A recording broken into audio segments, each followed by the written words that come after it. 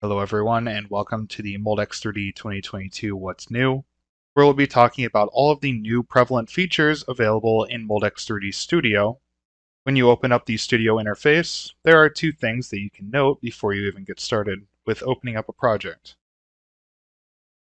The first couple notes that I want to make are up in the Preferences menu.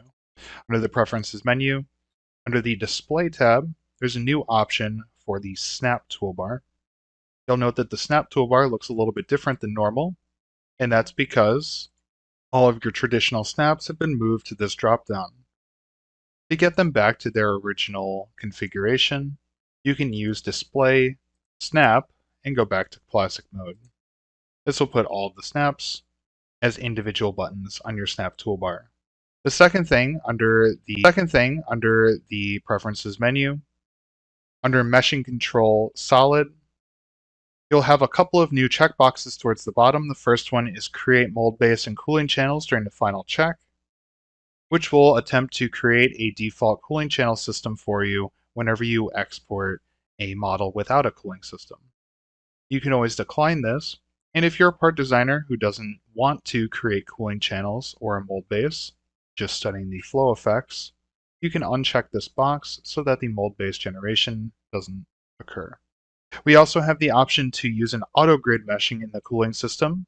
Auto grid is a different type of meshing from the traditional solid meshing type approach, where the solver will actually create the solid mesh for you in a voxel type pattern. This mesh is completely automatic and means that you don't need to interface with any sort of meshing challenges. There are a couple of new CAD functions available to us. Under the line dropdown, there's a new option to create a rectangle by either just two corner points or by a center point or by using 3 points. This will create 4 individual lines. You can see that these are broken from one another that you can manipulate in any way that you want. You also see that there is a perpendicular line function. So what this does is it takes 2 lines that are perpendicular to one another already. I have one here, and it creates a perpendicular line between them. This will be actually very useful for cooling channels and runner drawing. Another fantastic option when we have our runner system developed is the ability to change from a line definition to a poly surface. Under More, Channel Poly Surface, I can select my runner lines, and it will create a geometry from those lines. You'll see under the model tree that it is a poly surface and no longer separated curves. When checking your geometry, there's going to be a third criteria that is identified now. Sharp face angle is where 2 faces come together at a very sharp connection. This can cause sharp angle problems in your surface mesh. It is just another inspection to give you an indication that there could be a potential problem. Under the Gate Wizard, we have a new option for Film Gate. Film Gate allows you to place a large edge gate on your part, and then you can build your runner system off of the ends of this gate. The Attribute Wizard in general has been broken away from the interface so that you can move it around however you want to. This will ease the ability of your attribution of different objects. When attributing baffles and bubblers, you'll see that the baffles do show up as a different color from the cooling channels, giving you a better indication of what is what. In one of our future versions, this will be updated with the actual geometry before going to mesh. For baffles and bubblers, we've also included the enhancement of specifying the drill tip. So the drill tip can be either angled, which will put an angled option up here, or a round.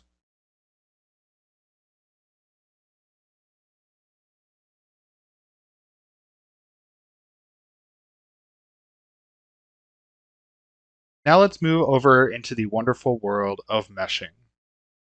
When going into the Fix Mesh function, there are a few updates that we've created. First things first, the sketch function has been updated to allow you to draw elements using 4 points rather than 3. When using the sketch function, I can use 4 points. That will allow me to select 1, 2, 3, and 4 to create my 2-element array here.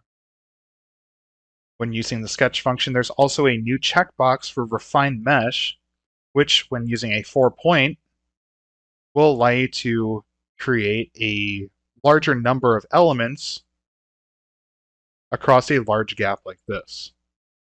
You'll define the mesh size, press the checkbox, and it'll create a large number of elements such as this. We've also added the ability to combine and explode meshes. So for example, if I wanted to combine this mesh and this mesh, use the combine feature, and now they will be one.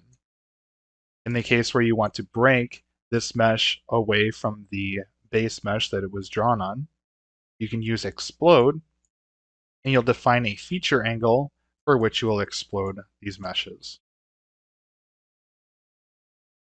All right, jumping into some of the other setup criteria. First things first, the Material Wizards interface has been updated to look a little bit more modern. This gives you the ability to inspect certain information, gives you a more real update along the graph. The Process Wizard also has some improvements. When using CAE mode, you have a couple of new options as far as the VP switchover. You can use a control point pressure, which instead of specifying a volume percent as your VP switchover, now you can use a point object. And by that point, you can specify at what pressure the melt has to get to at that point to justify the VP switchover. If you want to do this by location, you can set this value very low, which means that once the melt front hits that location, the switchover will happen instantaneously. Under computation, the only changes that can be seen are through the warp tab. There is a new warp solver called nonlinear warp. This allows you to calculate a nonlinear deformation. In Moldex3D's standard and enhanced warps, we consider only linear deformation. Nonlinear warp allows us to consider a nonlinear deformation of the plastic part.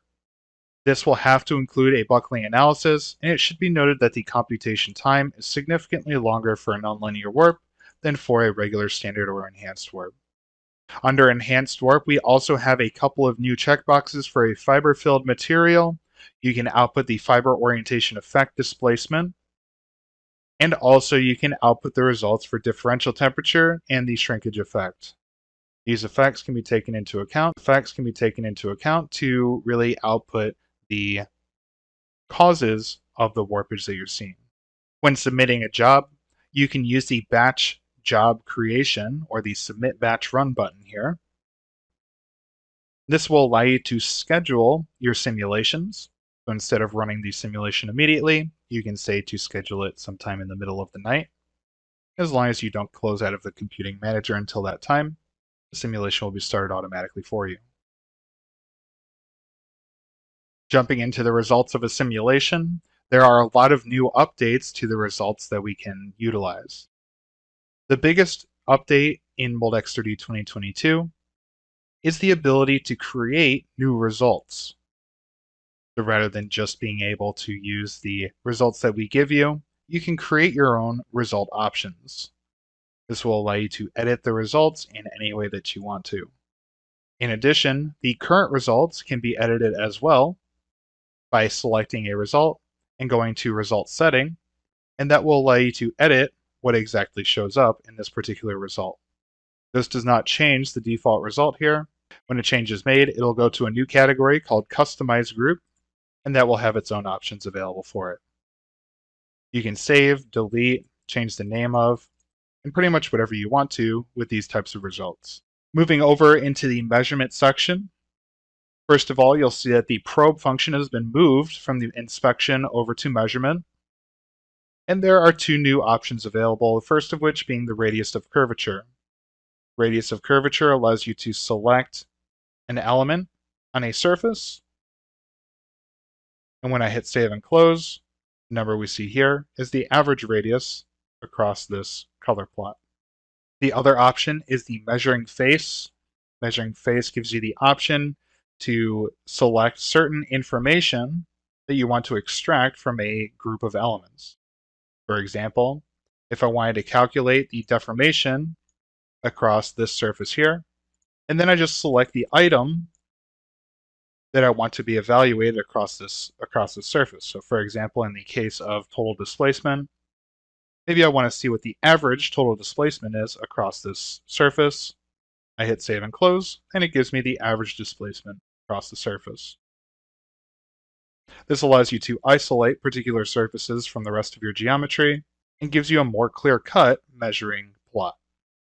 When using a particle tracer in Moldex3D, there's a new particle filter. That allows you to filter out certain particles that you want to be inspecting.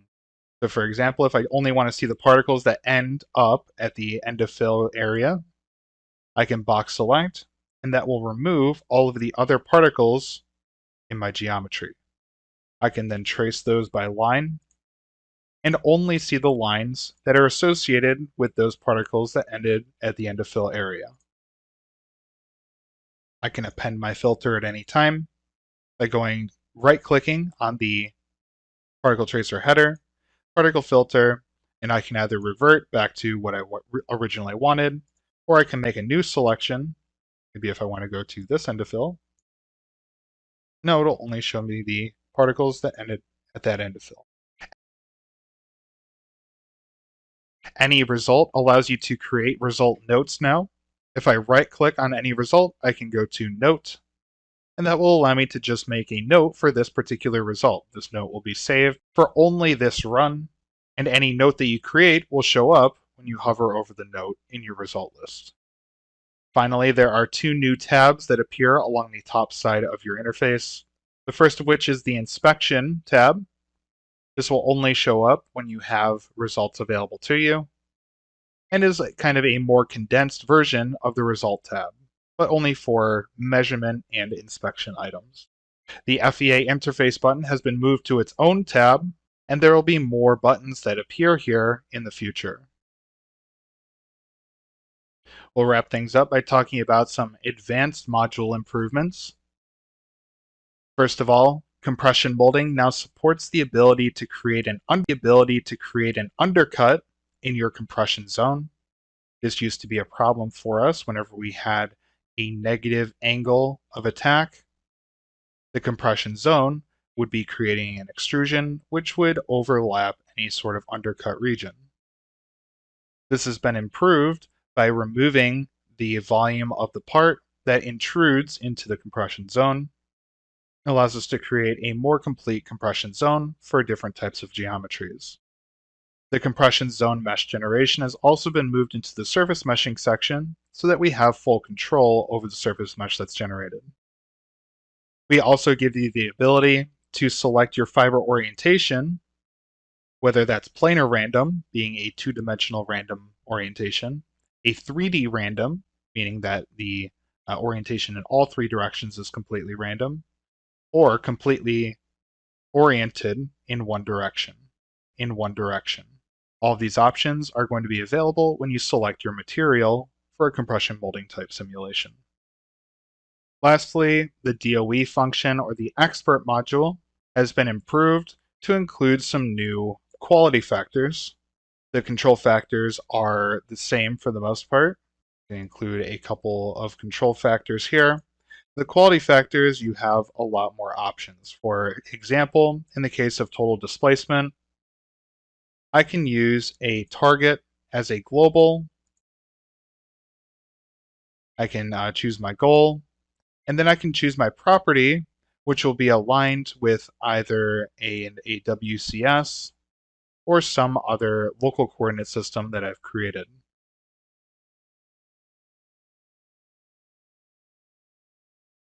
Thank you for watching this What's New in 2022